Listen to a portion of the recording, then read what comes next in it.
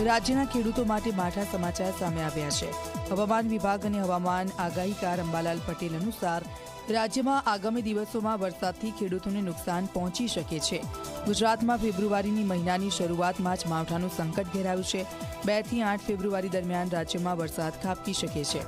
પાકનું રક્ષણ કરવા આગોતરું આયોજન કરવા અંબાલાલે ખેડૂતોને ખાસ સલાહ આપી છે। રાજ્યના કેટલાક ભાગોમાં 5 mmથી લઈને 1 ઇંચ સુધી વરસાદ પડી શકે છે। વેસ્ટર્ન ડિસ્ટર્બન્સના કારણે હવામાનમાં પલટો આવશે, જેના કારણે ગુજરાતમાં ભારે વરસાદની આગાહી કરવામાં આવી છે।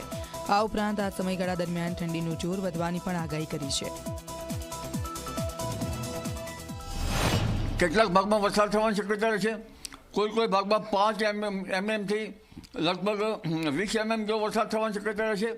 આ માવઠાથી ખેડૂતોએ સતર્ક રહેવાની જરૂર છે, કારણ કે ઊભા કૃષિ પાકોમાં કેટલાક ભાગોમાં આ માવઠાથી નુકસાન પણ થઈ શકવાની ભીતિ સેવાઈ શકે છે। હજી ઉત્તર ગુજરાત અને લગભગ પૂર્વ ગુજરાત પંચમહાલના ભાગોમાં પણ કમોસમી વરસાદ થવાની શક્યતા રહેશે અને આ ભાગોમાં તો હવામાનમાં મોટો પલટો આવશે। તેમજ અન્ય કરા પડવાની પણ શક્યતા વધુ